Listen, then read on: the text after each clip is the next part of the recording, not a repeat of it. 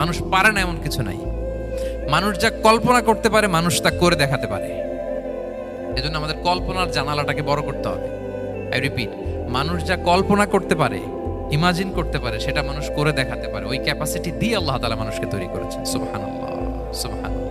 লাকাদ খালাকনাল ইনসানা ফি আহসানি তাকওয়িম। এই ব্রেনকে খাটিয়ে মানুষের কত ইনভেনশন, কত ডিসকভারি, মানুষ সভ্যতার পর সভ্যতা বিনির্মাণ করেছে। চোখ ধাঁধানো মানুষের আবিষ্কার তাক লাগিয়ে দিয়েছে গোটা বিশ্বে, একটার পর একটা করে। আল্লাহ এমন ভাবে মানুষকে তিনি তৈরি করেছেন। লাকাদ খালাকনাল ইনসানা ফি আহসানি তাকওয়িম। চমৎকার অবয়বে, তার দৈহিক অবয়ব যেমনি সুন্দর, তার বুদ্ধিগত, তার চিন্তাগত, তার ইন্টেলেক্ট, এটাও তেমন সুন্দর, এটাও তেমন চমৎকার।